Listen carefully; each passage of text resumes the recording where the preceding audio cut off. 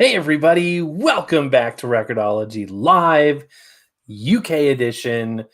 I wanted to do this again. We did this a few weeks ago, which enabled folks that are watching, not in the US, an opportunity to participate in the live.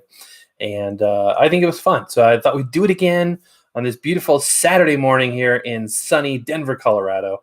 Actually kind of nice out today. So I'm thankful for that. And just getting going here today. Got a few activities, but I've got a small window here, about 30 minutes. So I thought we would jump on and just hang out together and see what you guys are up to. So let me know down in the comments below if you're watching the replay, or if you're live in the chat, let me know what's going on as well. And I want to say thank you to each and every one of you who are there and obviously have been watching the shows and all the great advice.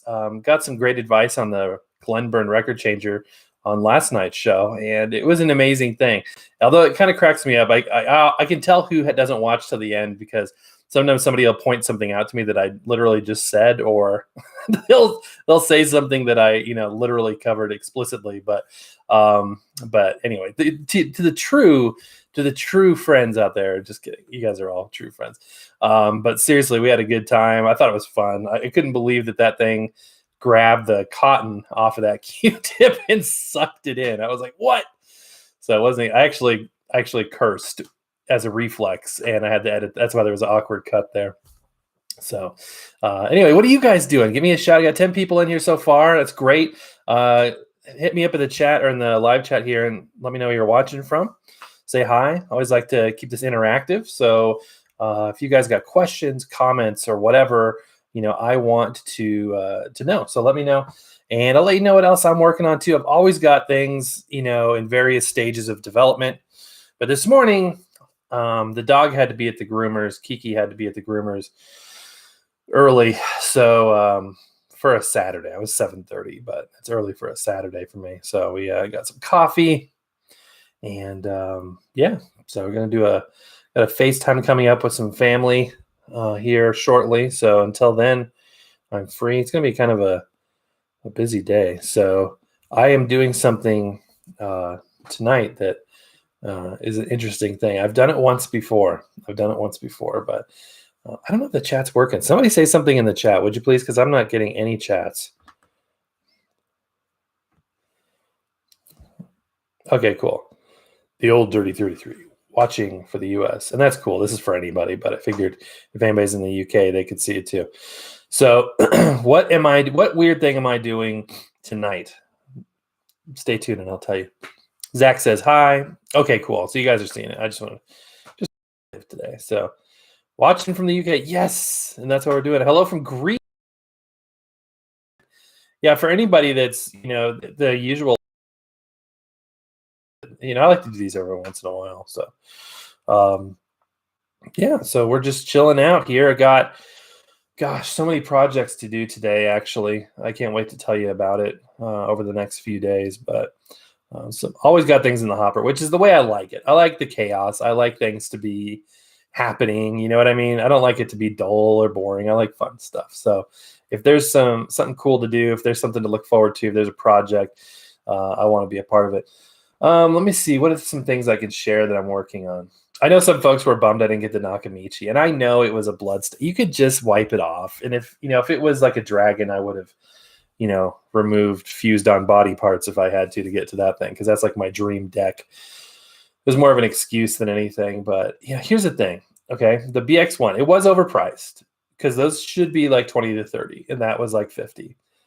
Number two, I don't have a need for an extra deck right now. Unless somebody said something in the comments the other day, I was like, it really honed in with me, and I've been thinking about this, and I need to think about this, because I am dancing a fine line of collecting versus hoarding. I hope my wife isn't watching this, because she always says you're a hoarder, and a fine line between that. I don't want to do crap stacked up for no reason. You know what I mean? Like, I want it to be usable or explicitly for the show. And I don't want to just, I've got a lot more, in storage right now than I want to have. I'll be thinning that out as much as possible.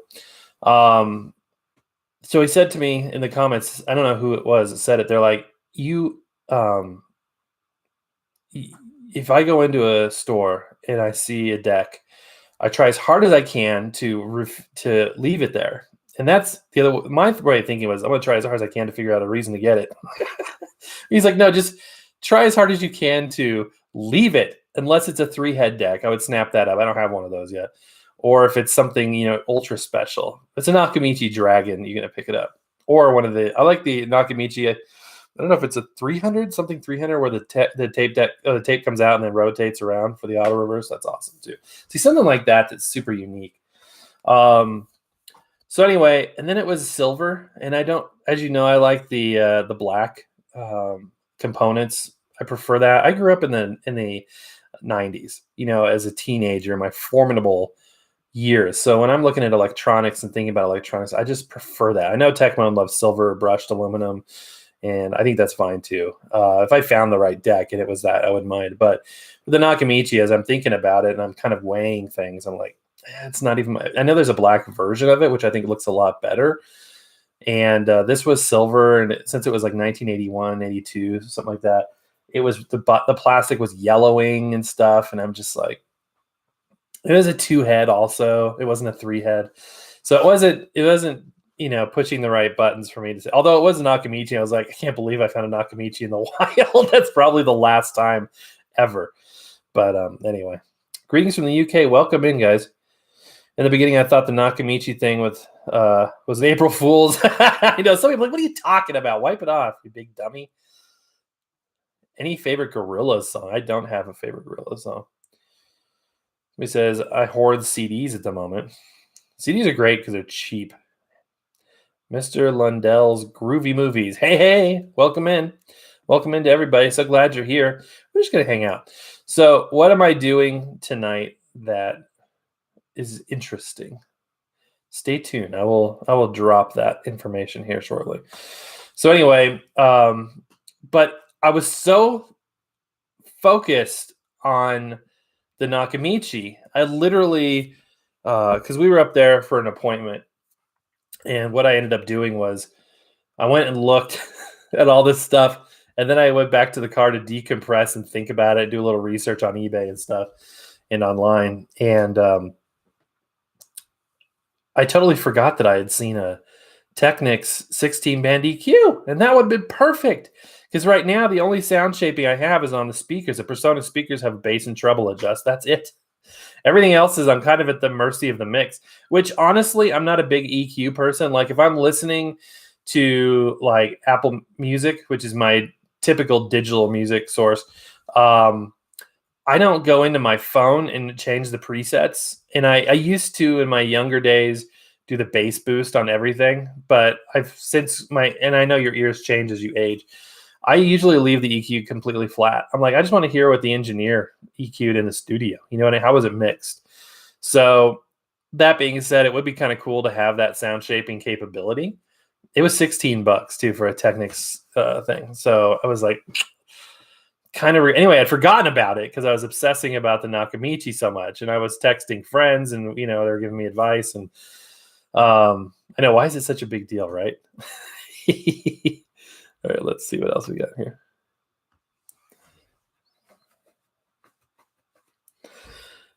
Greetings from the UK again. Welcome in, guys.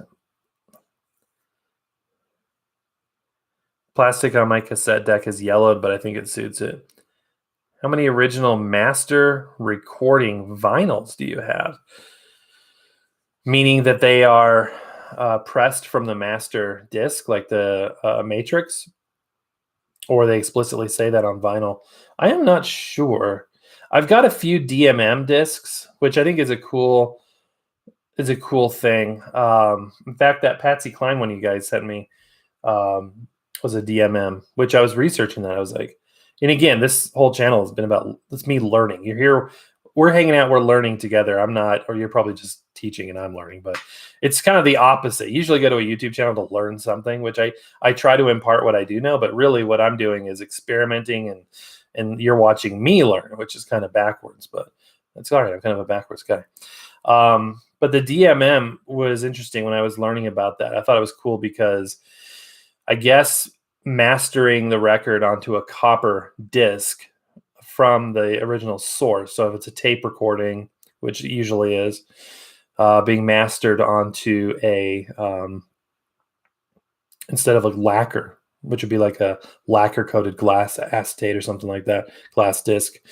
The lacquer is somewhat pliable, and therefore you can get that sort of echoing effect where you hear stuff one revolution early, and things kind of can squirm around a little bit. Whereas a DMM disc, it's all firm and rigid, so it keeps everything completely isolated in the groove. So I've seen some of those. I have a couple of those. I think I've got who is it? American Gramophone Records. Names escape me. A famous Christmas artist. Mannheim Steamroller. I've got a non-Christmas Mannheim Steamroller. I think the Tiger one is a DMM. And then the Patsy Cline. I don't know what other ones. But in terms of actual mastering, so there is a set. I don't have it handy. It was a big band set with like on 78. There's 4 78s. It was like Benny Goodman, Glenn Miller, Tommy Dorsey, and Artie Shaw, I think. And it was pretty. You see it every once in a while. Well, I was reviewing this, on the channel because there's a Glenn Miller record in there. Probably, 2 years ago, maybe even 3 years ago on the channel, and somebody's like, that it was String of Pearls. I think that pressing of String of Pearls is actually a master pressing. I'm like, what do you mean? He's like, that's actually pressed off the original Matrix. So what you have there is an imprint, it was, obviously the electroplated stampers from, the Matrix and from the Mother and the, whatever. So anyway, it wasn't a dub is what I'm trying to say. It was a direct pressing from the original master, which is really, really cool. Started collecting Laserdiscs. That's awesome. I always see those mixed in with the LPs. In fact, Snow White and the Seven Dwarfs, I picked it up because I thought it was a record, and it wasn't. I meant to send that to Peter. He actually he collects those, and he watches them.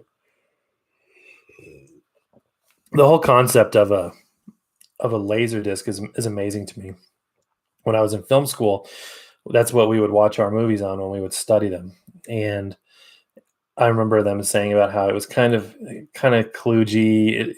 The discs would sometimes scratch themselves because they were heavy and they'd hang down and whatnot. But the idea of an optical disc having analog video, let me get this right, analog video with digital sound. That's an interesting thought. But then you get into things like video on vinyl. That's amazing to me. Like, video on vinyl is the idea you could get a video signal off of a vinyl record. That blows my mind. Of course, I think it has to spin super, super fast. What does surprise me too is that I see these Selectavision discs a lot in the wild. Not a lot, but frequently. And that's when I saw that, it was again on Tech-Moan probably. I saw a video about it. I was like, well, that's nuts to me. You're never going to find. But I find them all the time. It's weird. But you could take this in so many different directions. You have to be selective. As you guys know, for those of you that have been around for a while, it was quite a while before I jumped on the 8-track bandwagon. Just because I just didn't. I've explained this before. Anyway, welcome in, everybody. I've also been wondering whether I should put an EQ in my system for vinyl. Until I saw that and was thinking about it recently, I never really was sitting there thinking, dang, I wish I could adjust the frequencies like this or that. I'm pretty happy with it. I'm also not super obsessed that I'm going to be like, trying to isolate frequencies, unless, that feedback issue, which I still haven't solved. Maybe I would try to isolate that frequency, but pretty much I'm happy with the mix. But, the thing is with me is vinyl is this is going to sound crazy. You guys are going to be like, what? You? But vinyl for me isn't my primary music source. I don't think. Has it become that? But I view it as an auxiliary, because I'm when I'm in the car, I'm listening to Apple Music. When I'm waiting at the doctor's office, I'm listening to Apple Music. Yeah, I think that's still my primary thing. Although, like I said in my recent video about my opinions change on vinyl, I used to view it as a sonically secondary and less perfect audio source. I used to, go if I wanted to really hear a song, if I wanted to study it, if I wanted to immerse myself in it, I'd grab the good headphones and I'd listen to it on Apple Music. Now, I understand lossy compression very well, and I understand the limitations of what you're losing and what you're not getting. At the same time, at the end of the day, I've always noticed that my ears are pretty forgiving to lossy compression. Like, you have to go down to show you how bad it is. Most people would say 128K MP3 is pretty bad. I had recorded when we recently went to Texas on that road trip. I used the little, it's not in here right now, but the little Reticus device to record some audio. And I was listening to it, seemed fine. A few days later, I was listening to it again. I'm like, man, I'm hearing little compression artifacts, usually on the high frequencies, little artifacting. Come to find out, it was 96K. I had accidentally set it on the lowest setting, and I was almost okay with it. That's how low my threshold is. You know what I mean? So for me, I listen to Apple Music. Yeah, it sounds good. Sounds great. It's fine. I don't sit there and think to myself, man, it sounds like, garbage. Conversely, I don't listen to a CD and think to myself that this sounds noticeably different. But that being said, I had been noticing that the music on vinyl was just sounding more warm and rich. And I hate to admit that, because that's what everybody says. Oh, vinyl's warm. It's warm. And I did that show about CD versus vinyl. And I was not mocking that thought process, but I was saying, well, the warmth that you're experiencing is distortion, which it is from a scientific standpoint. That being said, at the end of the day, what music is entering my ears after that DAC on a digital device or just via the speakers on an analog device, what do you want to hear? What's more pleasing? And I noticed it was just so much more immersive and so much more, attention grabbing. Michael Framer, it's Framer, right? People say Framer. Somebody said Freemer the other day. Anyway, Michael F. Actually did comment. If you look in the comments on the CD versus vinyl video, he jumped in there. I think he said BS. Because I was saying CD sounded better than vinyl. It's like, your record player must be terrible if a CD player sounds better than that's so typical Michael. I love it. So I got nothing negative to say about him at all. I think he's hilarious and very knowledgeable too. Alex Tech, hey, how's it going, man? Welcome in. Glad you could join one of these. He says record shops reopen on the 12th April. Can't wait in the UK. Here in Colorado, they just extended the mask mandate for another 30 days. But overall, I think things feels like we're getting back to normal. It's kind of a cautious thing. Hey, Record-ology, can't stay on sadly as I'm not well. Oh, I'm so sorry to hear that, Andy. Always enjoy your material. It's a pleasure to watch your shows every morning. And the best. Oh, I'm so sorry you're not feeling well, Andy. Prayers for you. I hope you get feeling better. That's awful. Mr. Lundell's Groovy Movie says, have you tried placing your speakers further apart? I know. I know it's not. You're not supposed to have it on the same surface. You're not supposed to have it close to it, and everything's crammed together right here. It's a bit of a space constraint in this office. So I don't have the ability to spread it out. I've thought about how could I do it. I've actually been thinking, what could I live without over here? You know what I mean? Do I really need a separate? How often have I listened to the tuner? Maybe twice. You know what I mean? It's just the thought of having it. Same thing with a mini disc. I just don't use it that often. But I have 2 CD players now. I've got that big CDP DVP 7000 or whatever that I could probably do without. It does have better spec than a regular CD player, but again, going back to what I was saying, could I hear it? I doubt it. And it's bigger than a 5-disc changer. This thing is huge. It's huge. So that's one paperweight I could do without. Stuff like this, I would never get rid of. That's awesome. I have my speakers on the same surface as my turntable, and it's been fine. It has, and I haven't had, well, I know it's Framer, but is it pronounced Freemer or Framer? I don't know. Freemer? Michael Freemer. Okay. In terms of the feedback loop, though, issue, I don't think it's that, because I've unplugged those and it didn't make a difference. I've unplugged everything except for the turntable, the headphone amplifier we were demoing, and I think that's it. The preamp. So those 3 things, bypassing that entire stack, I powered that down because I got that on a separate power supply. Powered that all down, and it was still there. I have no idea. It's sad to say, but it's low enough and not noticeable enough that if you have the music up a little bit, you just don't hear it. Do 45s have any advantage over 78s other than size? The few non-shellac 78s I have sound noticeably better than either LPs or 45s. Non-shellac 78s. So you're probably talking about later.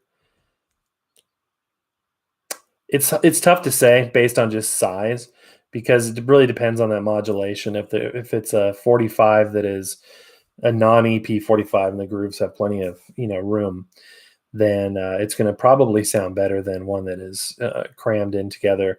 A 78, a lot of people, if you have a proper needle on a 78 RPM record player and everything, it can sound phenomenal. It's I think there's a YouTube channel. I think sometimes he's on here, Tone and Grooves, and he does kind of a DJ style show with 78s. It's awesome, and the sound quality can be pretty dang good. That being said, I don't think there's a rule that would say that, other than to say that people that collect 45 say they do it a lot of times for the sound quality being better. And yeah, there you go. Speaking of 45s, before I forget, you guys are always asking me, like, what's your holy grail? What do you want to find? So there is I wish I would have grabbed it beforehand. Patsy Cline's Greatest Hits, that record I got, and it was the one we did the show about. I said that it was a new vinyl sucks, I think is what I said on that show. And it was pretty warped when we got it, and I was not impressed with the quality of the pressing. However, it flattened out pretty good, and it sounds great still. It sounds a little duller, being probably mastered from a digital source, than an original analog record release. A few of you said you got to check out, there's an audiophile version that they pressed it on 200 gram vinyl. I've never had a 200 gram vinyl. In fact, I've heard once you get up into 200 grams, sometimes there's not enough pressure when they're pressing those, because it doesn't go down far enough. It's, to keep the thickness, it doesn't press it as far down, that it doesn't imprint the modulation all the way into the thing, so you miss some of the music. That's what I've been told. But at the same time, I see a lot of these audiophile pressings that are on 200 gram vinyl, so maybe they've perfected it. But anyway, somebody said there's one that they did that was a higher quality pressing. So I looked into it, and it's like $60-$70.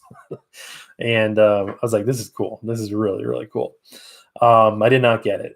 Then I found one that was even cooler, because it was a 2-disc edition of Patsy Cline's Greatest Hits on 2 separate records, each 200 grams. Can you imagine how thick that would be? It's either a gatefold or a double album sleeve with 200 grams. So 400 grams of vinyl in there. And they mastered it at 45 RPM. And each side of the 12-inch disc only has 3 songs. So the modulation, it's got all kinds of bandwidth there for the modulation. So 45 RPM, it's going to sound better.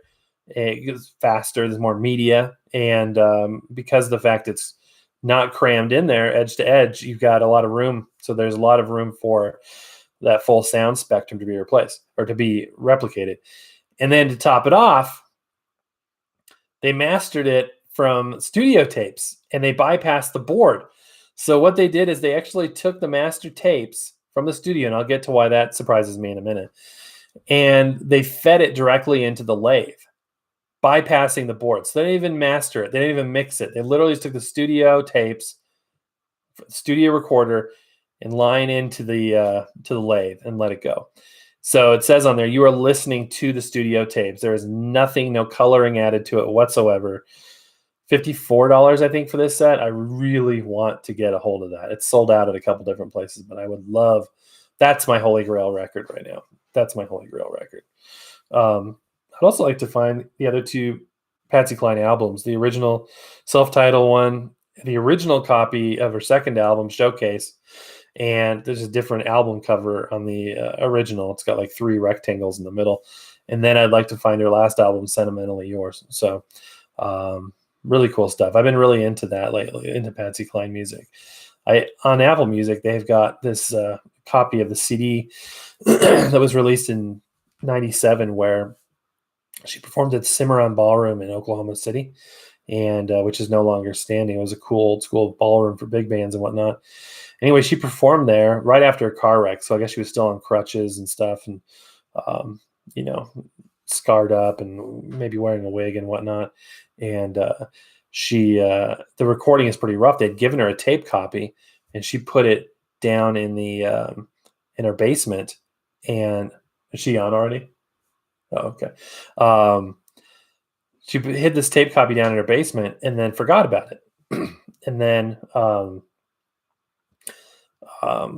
she, when she sold the house, or actually when she passed away, and then her husband sold the house, the new owner found it, didn't know what it was, just some tapes or whatever. How could you not know that? You're in the house of Patsy Cline and you find tapes. Why would you not check it out? And this guy ended up buying a box of tapes, or a tape recorder on it was 90s, so it wasn't, Craigslist at that point, but he bought this tape recorder and like, hey, you want some tapes? Through this in.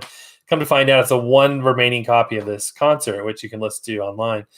And it's really cool. This got some technical issues, but it's worth it because it's the only concert of hers ever recorded.